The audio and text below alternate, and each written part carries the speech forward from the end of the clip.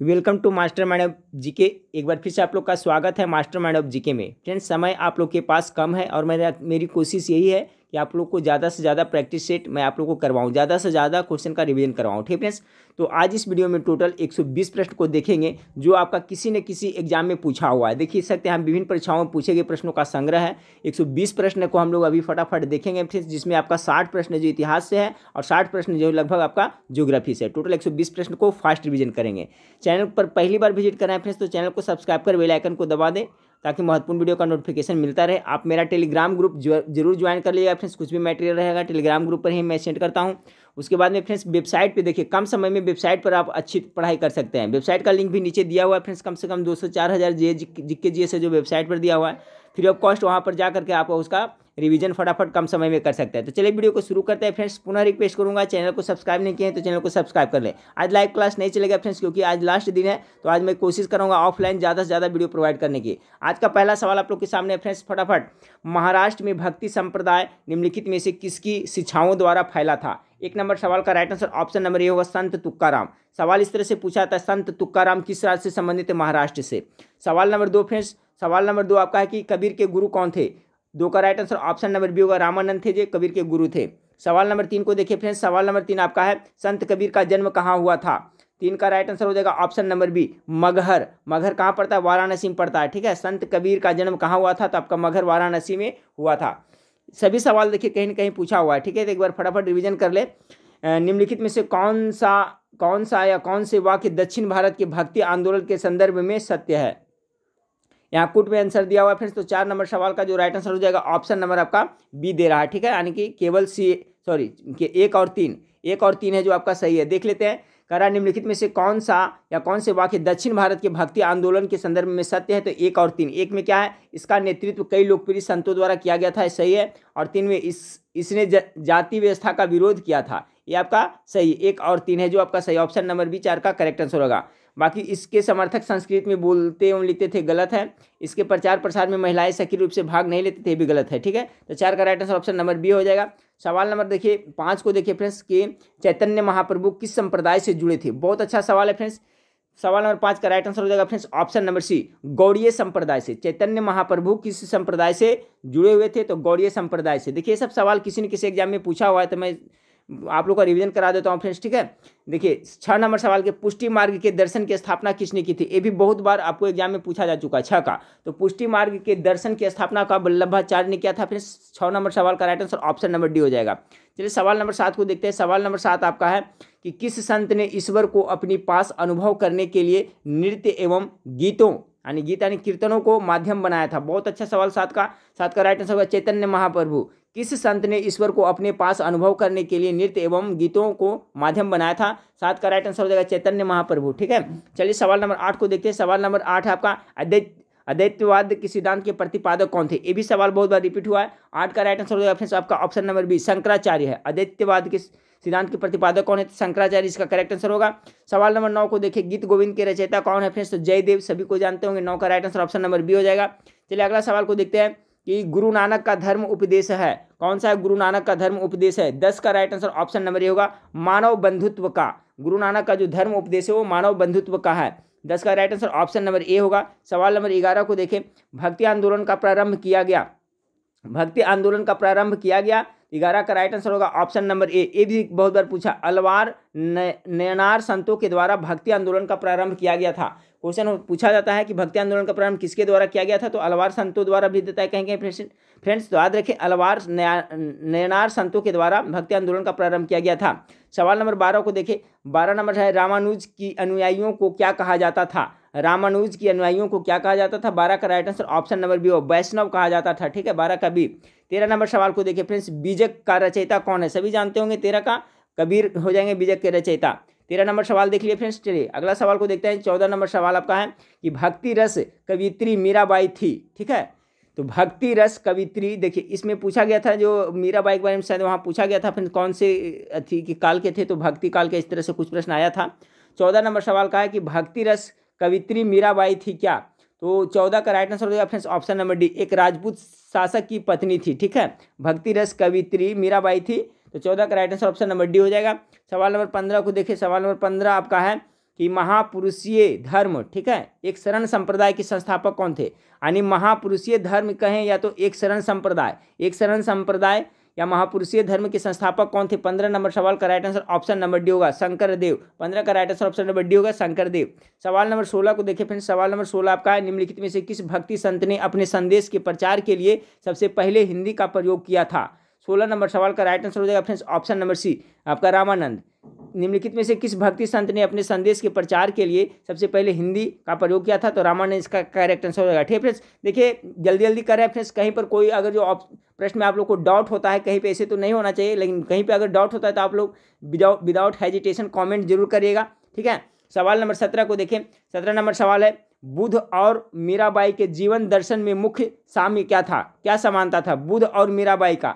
17 का right answer option number C होगा, संसार दुखपूर्ण है। तो बुद्ध और मीराबाई के जीवन दर्शन में मुख्य साम्य क्या था, तो संसार दुखपूर्ण है। 17 का right answer option number C हो जाएगा। 18 नंबर सवाल को देखिए फ्रेंड्स, कि ब्रह्म सत्य है और जगत मिथ्या। ठीक है, ब्रह्म है जो क्या सत्य है, जगत मतलब क्या होता है, संसार होता है। तो ब्रह्म सत्य है, जगत संसार मिथ्या यानी झूठा है, भ्रम है, माया है, यह किसकी उक्ति है। ये बहुत ही अच्छा सवाल है फ्रेंड्स, किसने ऐसा कहा था, बिल्कुल ये सही बात कहा था। 18 का राइट आंसर हो जाएगा फ्रेंड्स, शंकराचार्य ने कहा था। ठीक है, शंकराचार्य ने कहा था कि ब्रह्म है जो सत्य है और जगत है जो क्या है, मिथ्या है, यानी झूठा है, भ्रम है, मोह माया का जाल है। ठीक है, 18 का right answer option number A हो जाएगा। 19 नंबर सवाल को देखें, निम्नलिखित में से किसे कुछ विचारकों ने प्रचंड बौद्ध की संज्ञा दी है। निम्नलिखित में से कुछ विचारकों ने प्रचंड बौद्ध की संज्ञा किसे दी है। 19 नंबर सवाल का राइट आंसर होगा शंकराचार्य। ठीक है, शंकराचार्य को दी है।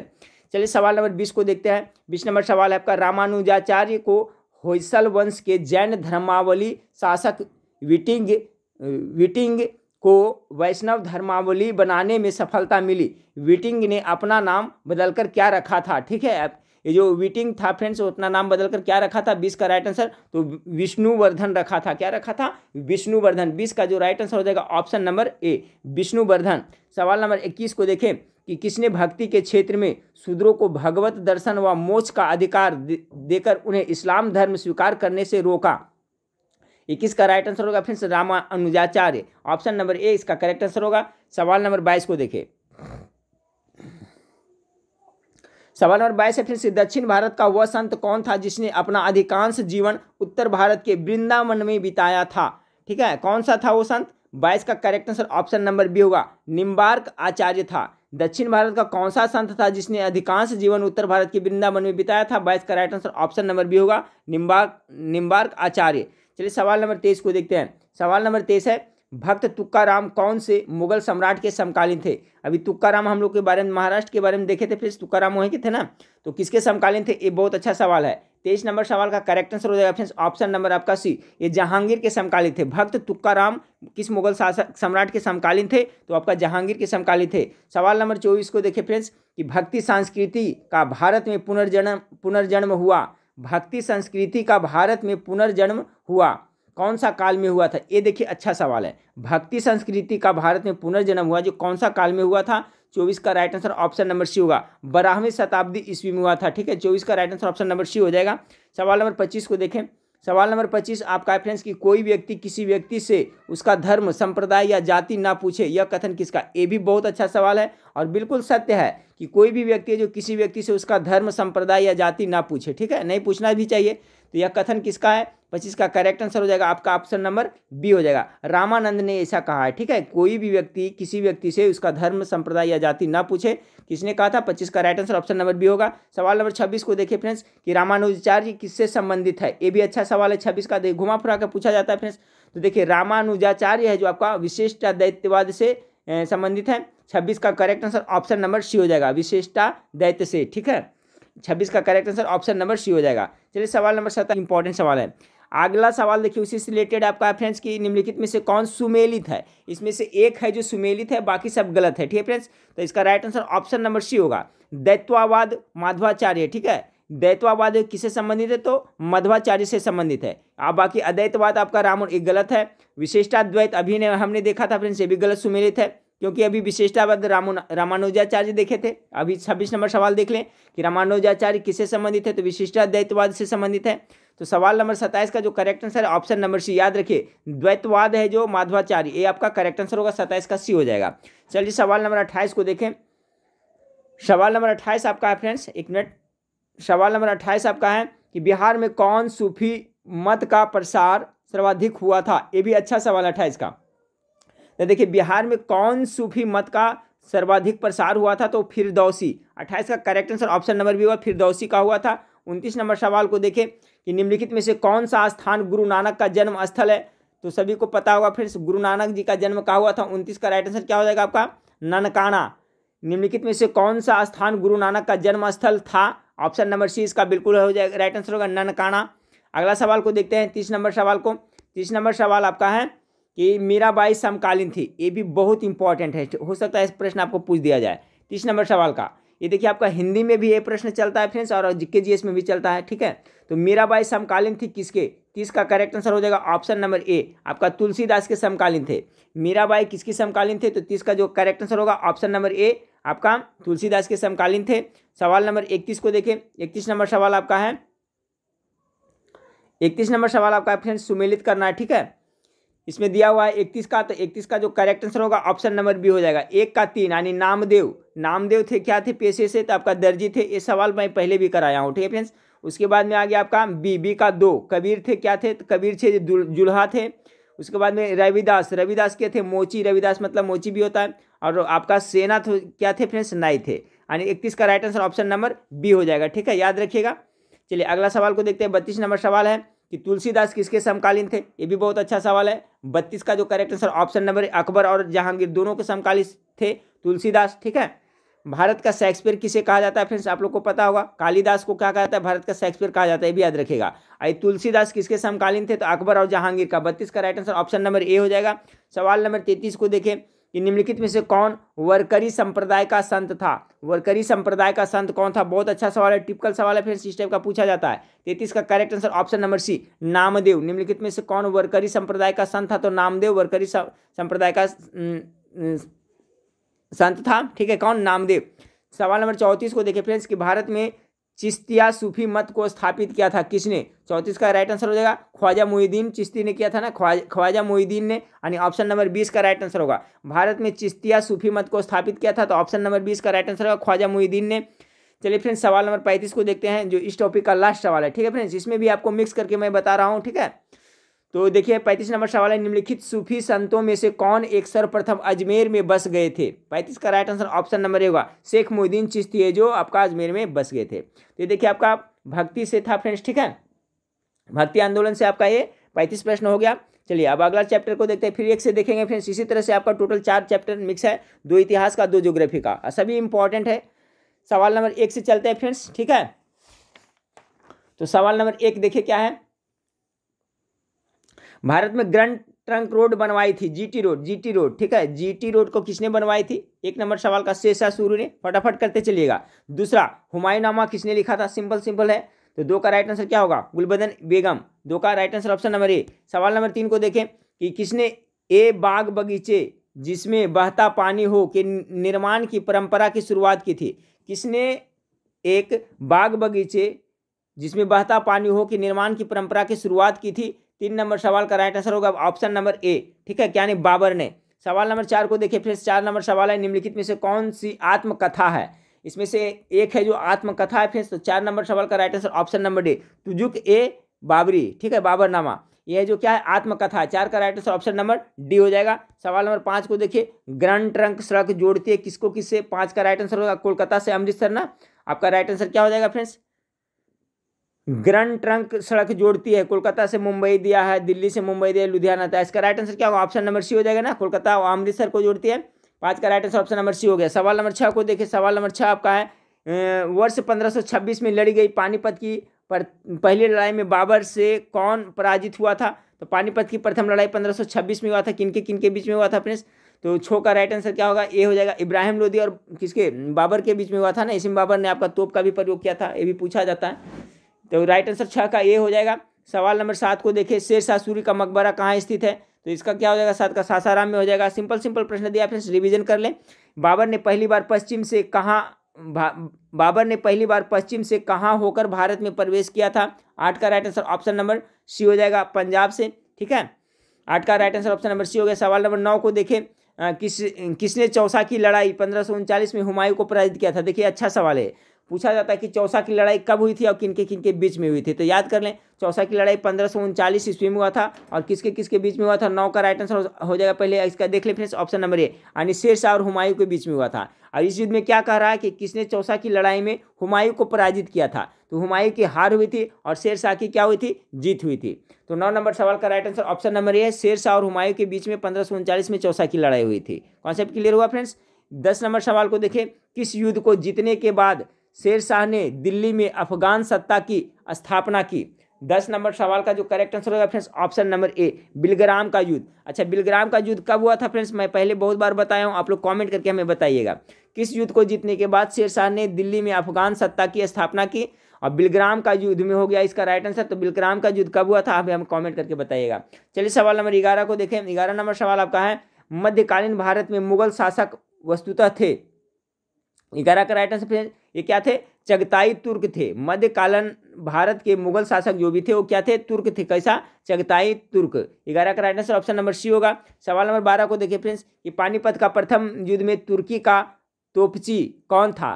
तो तुर्की का तोपची कौन था जिसका भूमिका काफी महत्वपूर्ण रहा था। देखिए पूछा जाता है फ्रेंड्स कि प्रथम बार है जो आपका तोप का प्रयोग किसने हुआ था, तो पानीपत के प्रथम लड़ाई में हुआ था ना, ठीक है, 1526 में। तो तोपची का नाम क्या था। 12 नंबर सवाल का right answer option number D होगा, मुस्तफ़ा और अली था जो तोपची है, जो तोप चलाता था। ठीक है, ये युद्ध में इसका बहुत बड़ी भूमिका थी।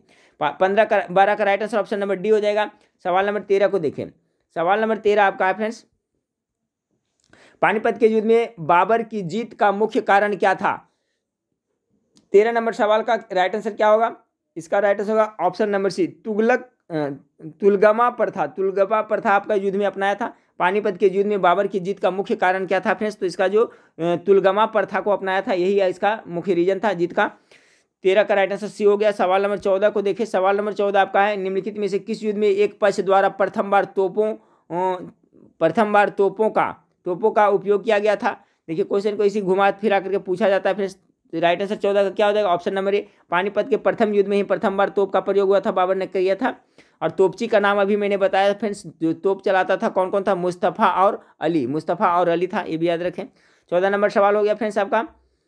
15 नंबर सवाल को देखें। 15 नंबर सवाल की, बाबर की इब्राहिम लोदी पर विजय का कारण क्या था। बाबर का इब्राहिम लोदी पर विजय का कारण क्या था। 15 नंबर सवाल देखिए, इसी सवाल को कैसे, तो तोपखाना का प्रयोग हुआ था। इस तरह से सवाल को आपको घुमा फिरा के पूछा जाता है, तो इसका तोपखाना का प्रयोग हुआ था, इसलिए बाबर जीत गया था। 16 नंबर सवाल को देखिए फ्रेंड्स आपका, कि पानीपत के प्रथम युद्ध में इब्राहिम लोदी के साथ पानीपत के प्रथम युद्ध में इब्राहिम लोदी के साथ कौन राजपूत शासक बाबर से लड़ रहा था। 6 नंबर सवाल का करेक्ट आंसर 16 नंबर सवाल का क्या होगा, एक मिनट फ्रेंड्स,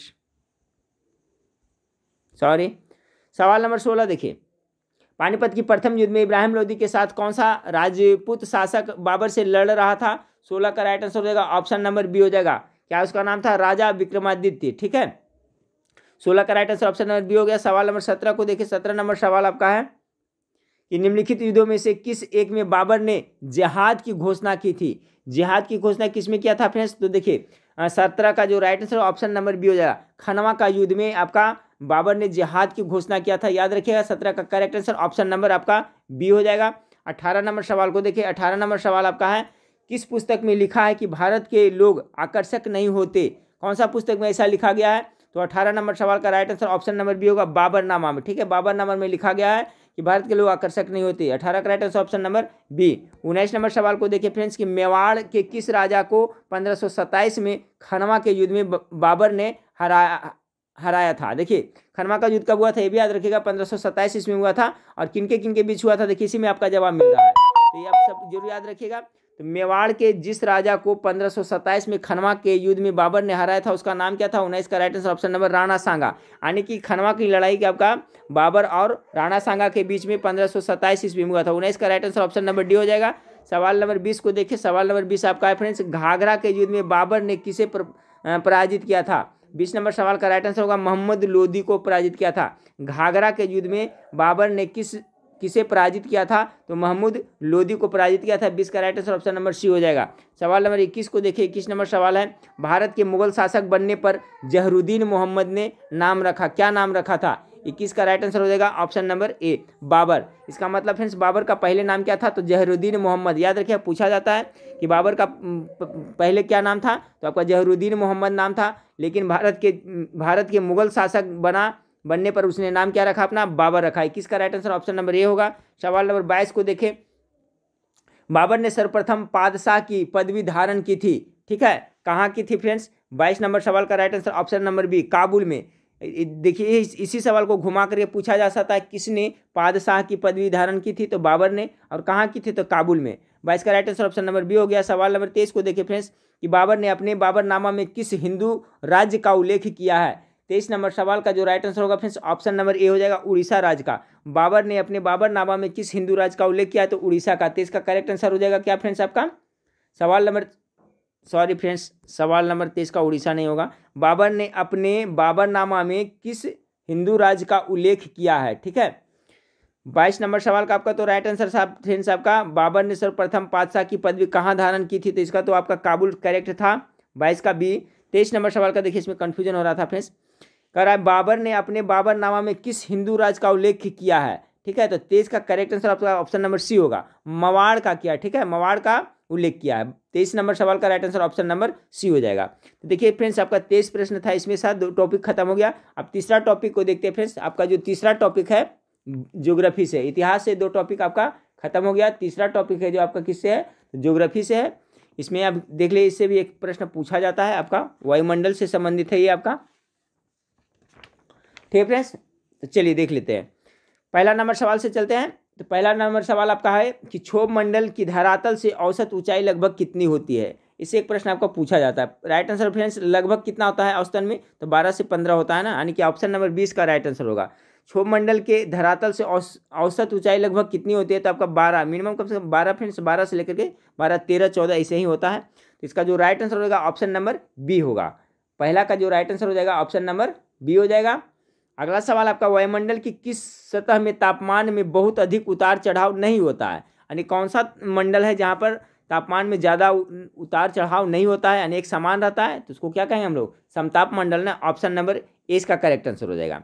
सवाल नंबर 3 को देखिए, ये सवाल भी बहुत बार पूछा गया है और इसको अंग्रेजी में पूछा जाता है, तो आपको जरूर याद रखिएगा। वायुमंडल के विभिन्न स्तरों को नीचे से ऊपर की ओर सही अनुक्रम क्या है, तो सबसे नीचे क्या होता है फ्रेंड्स आपका क्षोभ मंडल होता है ना। 3 नंबर सवाल का सबसे पहले होता है क्षोभ मंडल, इसका right answer option number A होगा। सबसे पहले क्षोभ मंडल, उसके बाद समताप मंडल, उसके बाद मध्य मंडल, उसके बाद आयन मंडल, उसके बाद में लास्ट में होता है जो आपका बहिर्मंडल होता है, ठीक है। तो 3 नंबर सवाल का करेक्ट आंसर हो जाएगा आपका ऑप्शन नंबर ए हो जाएगा। क्षोभ मंडल को अंग्रेजी में क्या कहते हैं, ट्रोपोस्फियर कहते हैं। समताप मंडल को अंग्रेजी में क्या कहते हैं फ्रेंड्स, तो इसको स्ट्रेटोस्फियर कहते हैं, ठीक है। इसको मीडियोस्फियर कहते हैं, इसको आयनोस्फियर कहते हैं, ठीक है फ्रेंड्स, और लास्ट वाला के एक्जियोस्फियर कहते हैं। तो सभी का अंग्रेजी में आप लोग जरूर याद रखिएगा, पूछा जाता है, ठीक है। अब देखिए, मौसम संबंधी जो भी घटनाएं घटती है आपका क्षोभ मंडल में घटती है, ट्रोपोस्फियर में घटती है, जैसे बिजली का गरजना, बिजली का चमकना, बादल का गरजना, सभी जो घटनाएं घटती है क्षोभ मंडल ट्रोपोस्फियर में। तो याद रखिएगा, एक क्रम आपको पूछा जाता है, क्षोभ मंडल, समताप मंडल, उसके बाद मध्य मंडल, उसके बाद आयन मंडल। 3 का right answer option number A हो जाएगा। अब सर सवाल नंबर 4 को देखते हैं। सवाल नंबर 4 आपका, रेडियो तरंगे पृथ्वी पर किस मंडल में वापस परिवर्तित करते हैं, तो इसका तो राइट आंसर होगा 4 का डी आयन मंडल। फटाफट देखते चलें।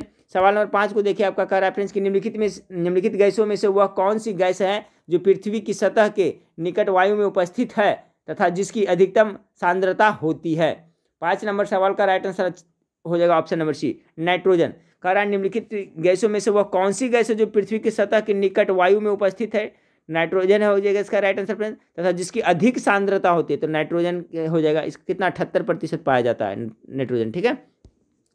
6 नंबर सवाल को, ओजोन क्षरण के प्रभाव से उत्पन्न होता है, क्या उत्पन्न होता है। 6 नंबर सवाल का जो राइट आंसर होगा ऑप्शन नंबर डी सभी हो जाएगा। अनुवंशिक परिवर्तन व कैंसर, आंखों में मोतियाबिंद व अंग भंग रोग, मेलानिन बनाने वाली कोशिकाओं निष्क्रिय हो जाते, सभी। 6 का right answer option number D. सवाल नंबर 7 को देखिए, निम्न कथनों का अध्ययन करें और उसके बाद में आपको सही कथन को चुनना है। 7 का तो कथन मैं पढ़ता हूँ, ओजोन विशेष प्रकार की ऑक्सीजन है जो ऑक्सीजन के 3 एटमों से बनी होती है, ठीक है। दूसरा में रेफरेंस के ओजोन का ह्रास मुख्यतः हाइड्रोजन गैस द्वारा होता है। तीसरा में क्लोरोफ्लोरोकार्बन समताप मंडल में पहुंचकर क्लोरीन गैस छोड़ती है जो ओजोन को पहले तोड़ती है पुनः जोड़ती है। 7 नंबर सवाल का फ्रेंड्स 1 और 2 क्या कर रहा है इसमें आपका उस कथन सही कथन, तो 7 का 1 और 2 है जो आपका क्या है आपका सही है, ठीक है।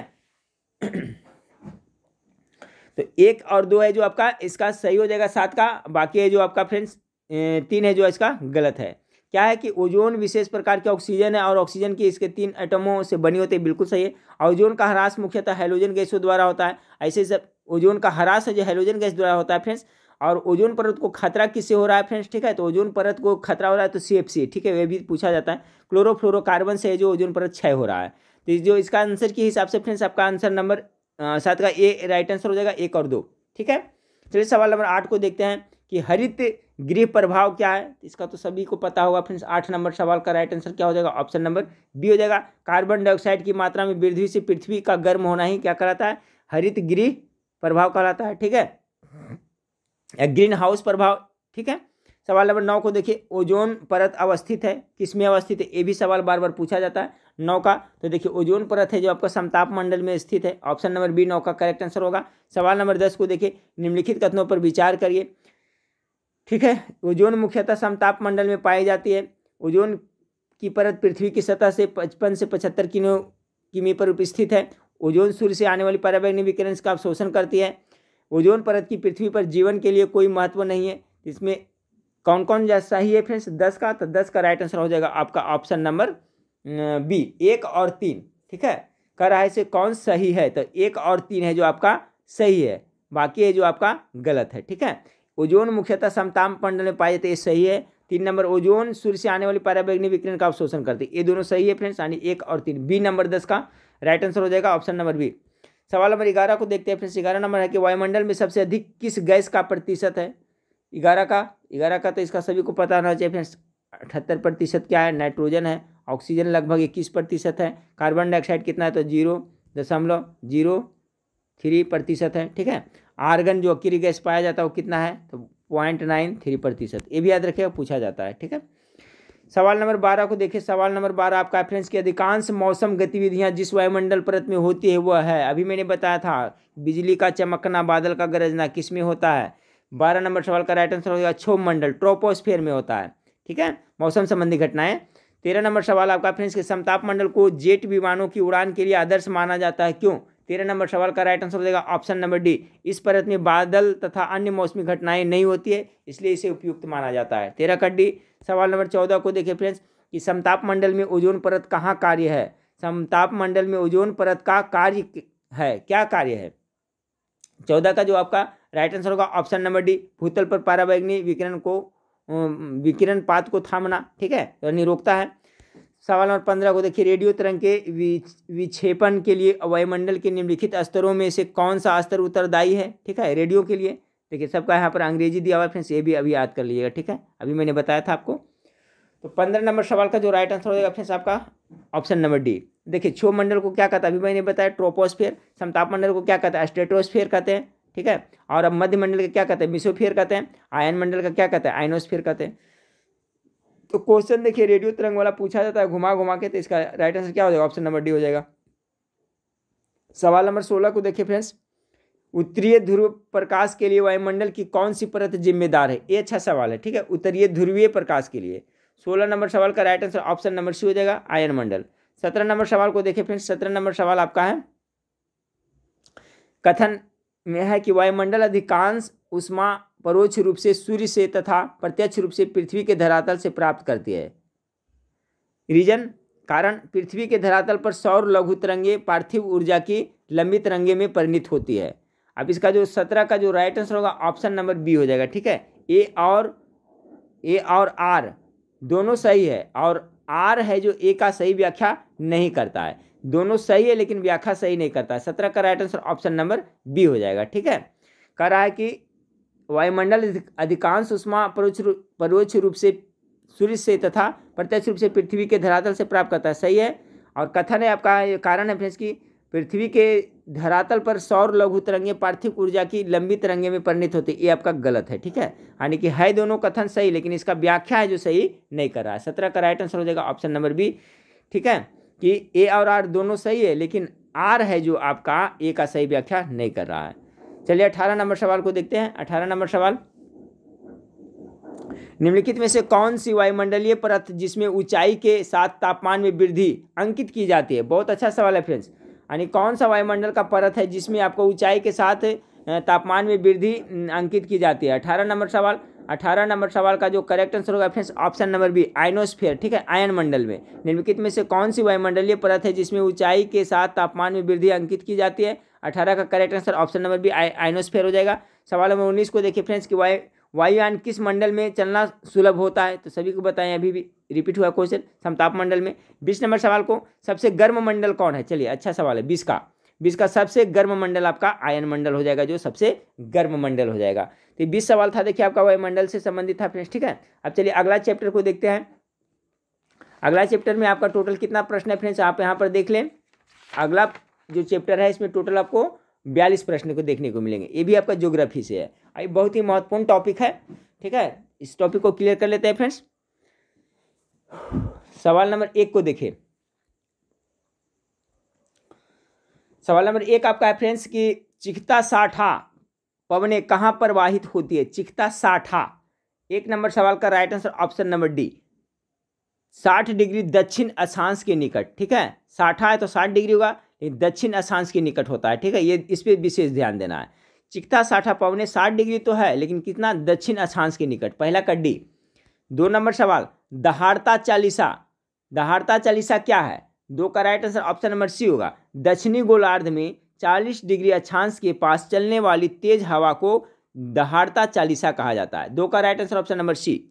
सवाल नंबर 3, मानसून शब्द का तात्पर्य क्या है। 3 का correct answer option number D, हवाओं के रुख का बदलना। मानसून शब्द से क्या समझते हैं आप, तो हवाओं के रुख का बदलना क्या कहलाता है, मानसून कहलाता है।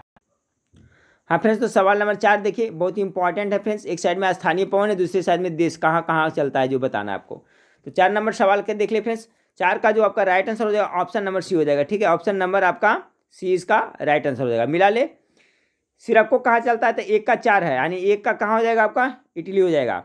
ब्रिक फील्डर आपका कहाँ हो जाएगा, तो 2 हो जाएगा, यानी कि आपका ऑस्ट्रेलिया में चलता है।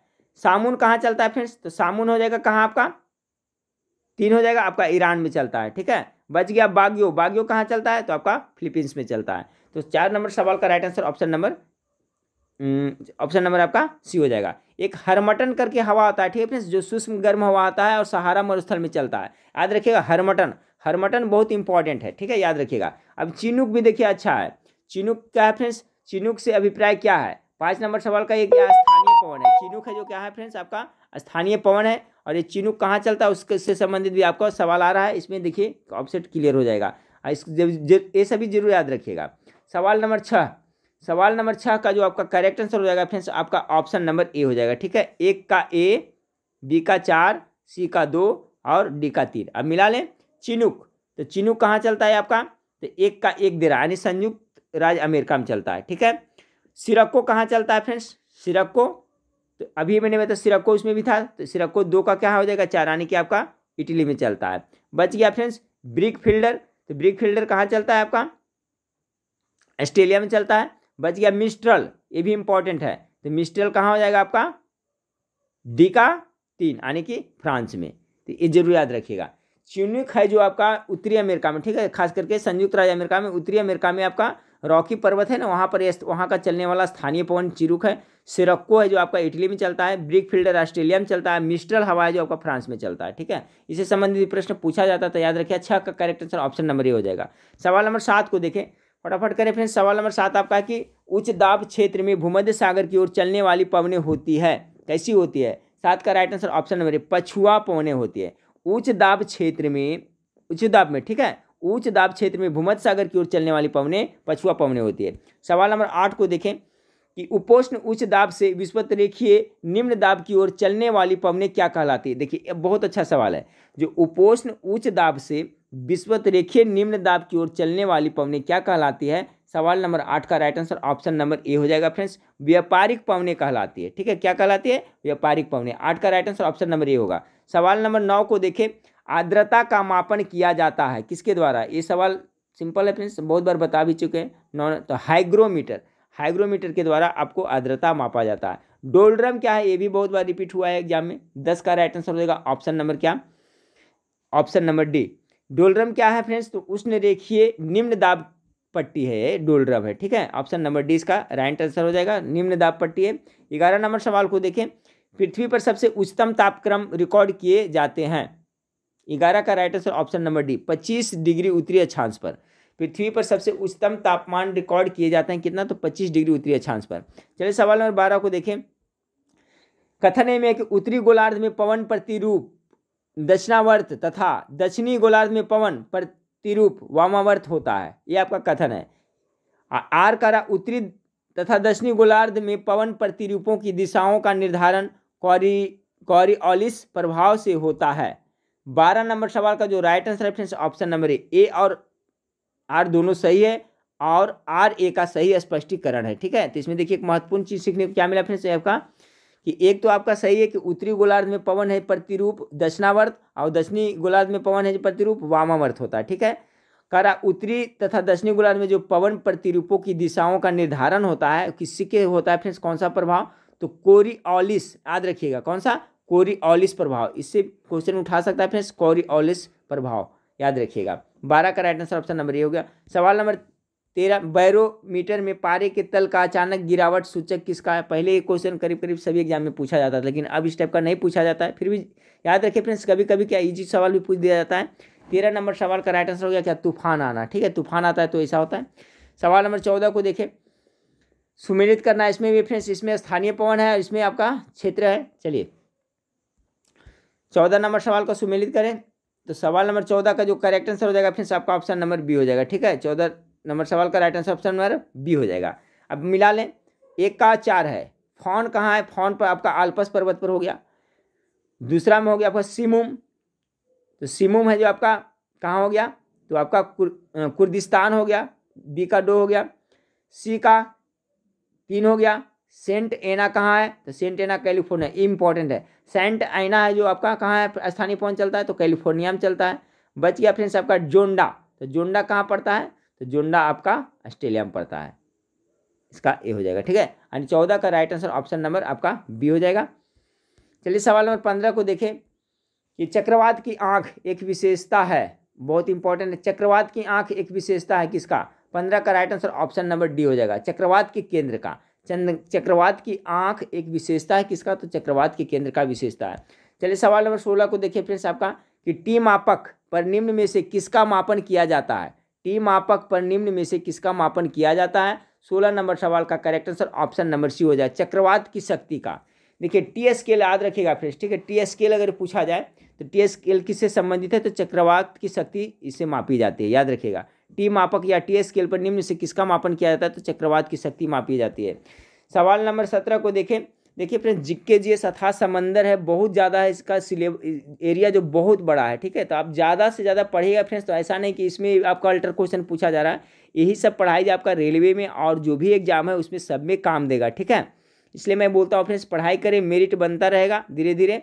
और फ्रेंड्स आपका एग्जाम हो जाएगा बिहार पुलिस, इसके बाद में आपको जीडी, ठीक है, जीडी का क्लास आपको, और इसके साथ ही फ्रेंड्स आपका बिहार पुलिस फायरमैन का क्लास भी आप लोग को चलता रहेगा। और 8:30 बजे लाइव क्लास आपको प्रत्येक दिन हम लोग आते रहेंगे फ्रेंड्स। ठीक है, आप लोग भी जुड़ते रहिएगा। तो सवाल नंबर 16 हो गया था फ्रेंड्स, अच्छा सवाल था आपका। क्या था? टी मापक एंड टी स्केल किससे संबंधित है फ्रेंड्स? आपका चक्रवाती शक्ति की, चक्रवातों की शक्ति की। सवाल नंबर 17 को देखिए फ्रेंड्स, टॉर्नेडो का संबंध मुख्यतः किस देश से है? 17 नंबर सवाल का राइट आंसर ऑप्शन नंबर उत्तरी अमेरिका से है। ठीक है, टॉर्नेडो से संबंध किससे है? आपका उत्तरी अमेरिका में है। ठीक है, अगला सवाल को देखिए 18 नंबर सवाल क्या आपका, फिलीपींस, जापान तथा चीन सागर में जो उष्णकटिबंधीय चक्रवातीय तूफान आते हैं उन्हें क्या कहते हैं? बहुत अच्छा सवाल है ये भी। 18 का उसे क्या कहते हैं? टाइफून कहते हैं ना। ऑप्शन नंबर सी इसका राइट आंसर होगा। फिलीपींस, जापान तथा चीन सागर में, तीनों में, फिलीपींस, जापान तथा चीन सागर में जो उष्णकटिबंधीय चक्रवातीय तूफान आते हैं उसे टाइफून कहते हैं। ठीक है, अगला सवाल देखते हैं। 19 नंबर सवाल है, दक्षिण गोलार्ध में चक्रवात की वायु की दिशा होती है। ये भी इंपॉर्टेंट सवाल है। 19 का correct answer option number A होगा, घड़ी की सुई के अनुकूल होता है। जो दक्षिणी गोलार्ध में चक्रवात की जो वायु का दिशा होता है वो यानी कि क्लॉकवाइज घूमता है, यानी घड़ी की सुई के अनुकूल। चलिए 20 नंबर सवाल को देखें। कह रहा है फ्रेंड्स कि चक्रवात की उत्पत्ति किस प्रकार होती है? ये भी सवाल ठीक है। 20 का राइट आंसर ऑप्शन नंबर क्या होगा? डी हो जाएगा। यानी दो विभिन्न वायु राशियों के मिलने से, दो विभिन्न तापमान वाली वायु राशियों के मिलने से वायुमंडलीय दशाओं में असाधारण परिवर्तन से, यानी ऑप्शन नंबर डी, 20 का डी राइट आंसर होगा। 21 नंबर सवाल को देखिए, उत्तरी गोलार्ध में चक्रवात की वायु की दिशा होती है, उत्तरी गोलार्ध में कैसी होती है? 21 नंबर सवाल का राइट आंसर ऑप्शन नंबर वामावर्त होता है। ठीक है, उत्तरी गोलार्ध में क्या होता है? वामावर्त होता है। दक्षिणी गोलार्ध में हो जाएगा आपका कैसा? दक्षिणावर्त हो जाएगा, और उत्तरी गोलार्ध में आपका वामावर्त हो जाएगा। अगला सवाल को देते हैं 22 नंबर, प्रति चक्रवात में वायु की दिशा होती है, जो प्रति चक्रवात होता है उसमें वायु की दिशा कैसा होता है? 22 का right answer option number A, उत्तरी गोलार्ध में घड़ी के सुइयों के अनुकूल तथा दक्षिणी गोलार्ध में घड़ी के सुइयों के विपरीत। ठीक है, जो प्रति चक्रवात होता है तो उत्तरी गोलार्ध में हो जाएगा क्लॉकवाइज घूमता है, और दक्षिणी गोलार्ध में क्या? एंटी क्लॉक घूमता है। 22 का correct answer option number A हो जाएगा। सवाल नंबर 23 को देखें, ये आपका सुमेलित करने के लिए कह रहा है फ्रेंड्स। ठीक है, यहाँ पर देखिए आपका नाम दिया हुआ है आपका, ये भी इम्पॉर्टेंट है, इसको अच्छी तरह से देखिए, थोड़ा सा वक्त देके करें। इसमें एक साइड में आपका क्या दिया हुआ है? आपका चक्रवात का नाम दिया है, दूसरा में देश में आया टाइफून है। टाइफून तो अभी हम लोग ये देख लिए थे, कहाँ हो जाएगा? 23 का पहले राइट आंसर देख लेते हैं, 1 2 4 3, यानी कि ऑप्शन नंबर बी हो जाएगा। ठीक है, 23 का right answer option number B, यानी पहला का क्या हो जाएगा? तो पहला का पहला टाइफून कहाँ हो गया? चीन में हो गया। अब देखिए दूसरा का कह रहा है बिल्ली बिल्ली ऑस्ट्रेलिया में चलता है, ये भी बिल्कुल सही है, वहाँ है।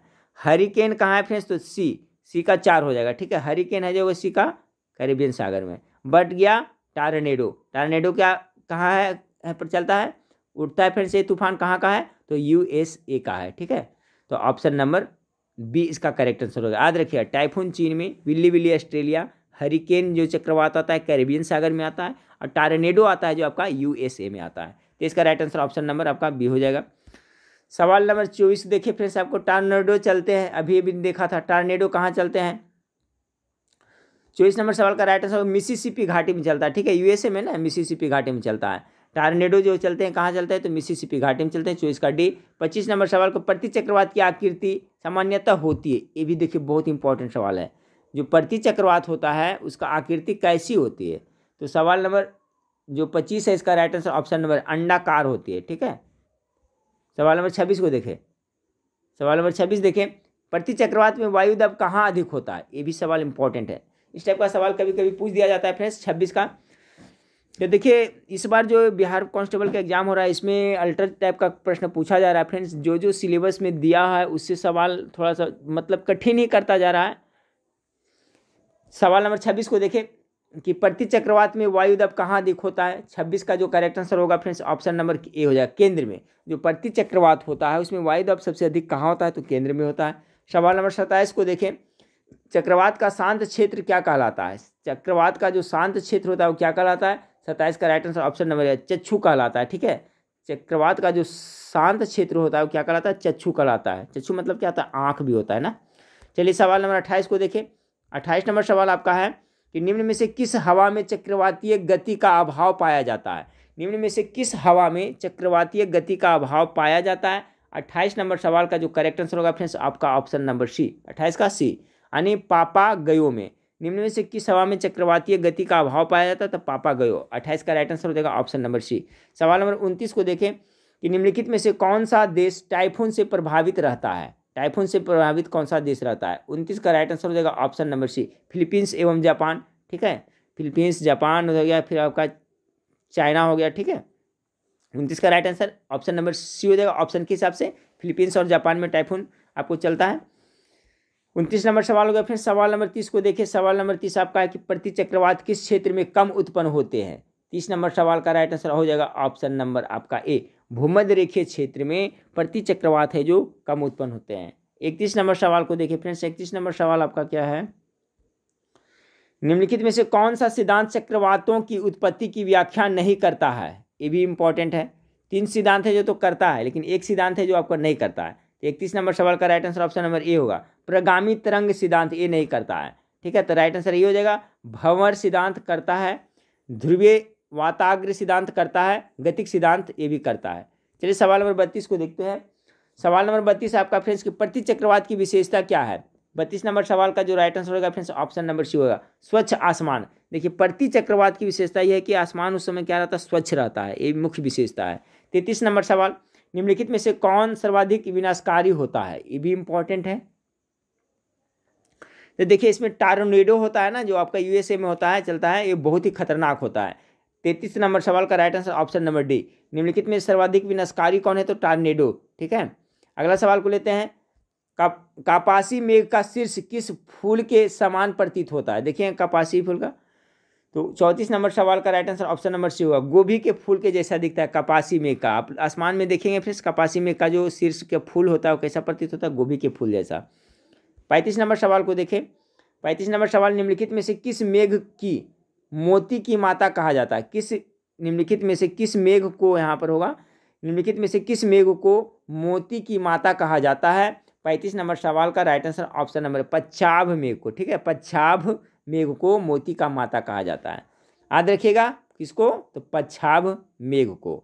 सवाल नंबर 36 को देखें। पवन विमुख ढालों की अपेक्षा पवनाभिमुख ढालों पर वृष्टि अधिक होती है, यह किस वर्षा की विशेषता है? देखिए इस टाइप का सवाल भी टिपिकल है। इसका राइट आंसर होगा फ्रेंड्स ऑप्शन नंबर डी, पर्वतकृत वर्षा है। कहता है पवन विमुख ढालों की अपेक्षा पवनाभिमुख ढालों पर, ठीक है, वृष्टि अधिक होती है, यह किस वर्षा का विशेषता है? तो पर्वतकृत की। अगला सवाल 37 नंबर, वृष्टि छाया प्रदेश किसे कहते हैं? वृष्टि छाया प्रदेश किसे कहते हैं? 37 का right answer option number B, पर्वतों के पवनाभिमुख ढाल को, पर्वतों के पवनाभिमुख ढाल को वृष्टि छाया कहते हैं। 37 का राइट आंसर बी होगा। सवाल नंबर 38 को देखें। 38 नंबर सवाल, किस प्रकार की वर्षा बिजली की चमक एवं बादलों की गरज के साथ होती है? 38 का right answer option number C होगा, संवहनीय वर्षा। ठीक है, संवहनीय वर्षा होता है जो आपका क्या होता है? बिजली उसमें चमकती है, ठीक है, बादल को गरजना होता है, ये कैसा होता है? संवहनीय वर्षा। हम लोग के यहाँ भी फ्रेंड्स, बिहार में, यूपी में, पूरा भारत में संवहनीय वर्षा होता है ज़्यादा, जिसमें देखेंगे बादल बहुत जोर से गरजती है, बिजली चमकती है। 38 का राइट आंसर सी हो गया। 39 नंबर सवाल को देखिए फ्रेंड्स। ओक्टास मापनी का प्रयोग निम्नलिखित में से किसके मापन के लिए किया जाता है? ओक्टास मापनी। 39 नंबर सवाल का सी हो जाएगा, मेघाच्छदन की मात्रा को, यानी कितना मेघ है, कितना बादल उसके, ठीक है, ओक्टास मापनी, याद रखिएगा, ओक्टास मापनी। 40 नंबर सवाल को देखिए फ्रेंड्स। कौन सा मेघ वायुमंडल में सर्वाधिक ऊंचाई पर निर्मित होता है? ये सवाल मैं पहले भी करा चुका हूँ फ्रेंड्स। पच्छाभ मेघ ना, जो कौन सा मेघ वायुमंडल में सर्वाधिक ऊंचाई स्तर पर निर्मित होता है, बनता है? इसका राइट आंसर होगा फ्रेंड्स आपका पच्छाभ मेघ। ठीक है, जो सबसे ऊंचाई पर ए बनता है। 40 का राइट आंसर ए। 41 नंबर सवाल, विषुवत प्रदेश में सामान्यतः कौन सा मेघ देखने को मिलता है? 41 का right answer option number B होगा, कपासी वर्षा मेघ देखने को मिलता है। विषुवतीय प्रदेश में कौन सा मेघ देखने को मिलता है? तो कपासी वर्षा मेघ। चलिए फ्रेंड्स, इस वीडियो का लास्ट सवाल को देखते हैं। इस वीडियो का लास्ट सवाल है, कृत्रिम वर्षा में निम्नलिखित में से किसका प्रयोग किया जाता है? इसका जवाब तो सभी को पता होना चाहिए। कृत्रिम वर्षा के लिए 42 नंबर का क्या होगा? तो इसका राइट आंसर होगा सिल्वर आयोडाइड का। ठीक है, जो कृत्रिम होता है, आर्टिफिशियल रेन होता है, कृत्रिम वर्षा होता है, उसमें आपको सिल्वर आयोडाइड का प्रयोग किया जाता है। ऑप्शन नंबर सी इसका करेक्ट आंसर होगा। ठीक फ्रेंड्स, तो लगभग हम लोग ने कितना 120 प्रश्न को देखे। और फ्रेंड्स आप लोग जाइए कल इत्मीनान होकर करके एग्जाम दे फ्रेंड्स, और OMR शीट भरने में बिल्कुल नहीं गलती करिएगा। उससे संबंधित मैं 5 से छोटा सा एक वीडियो पुनः बना देता हूँ फ्रेंड्स, जिनका एग्जाम है, ठीक है, कुछ देर के बाद में। उसके बाद में एक वीडियो और प्रोवाइड कराऊंगा। और आप लोग फ्रेंड्स टेलीग्राम ग्रुप से जरूर जुड़िएगा। ठीक है, कहने का मतलब तो समझ गए होंगे फ्रेंड्स। जो कुछ भी आपका मटेरियल रहेगा और जो भी PDF रहेगा, कुछ भी रहेगा फ्रेंड्स, तो उसी पे मैं आप लोग को सेंड करूँगा। और अभी कम समय है फ्रेंड्स, तो आप लोग वेबसाइट पे जाएं, वेबसाइट पे जा करके गूगल में जाएं फ्रेंड्स, GKmastermind.com लिखें। ठीक है, GKmastermind.com लिखें, या तो इस वीडियो के नीचे लिंक दिया हुआ है जिसमें मॉक टेस्ट भी दिया हुआ है GK GS का, वो सब फटाफट रिवीजन कर ले, क्योंकि आपके पास समय बहुत कम है। ठीक है, तो नेक्स्ट वीडियो में फिर मिलते हैं। देखने के लिए थैंक यू, धन्यवाद।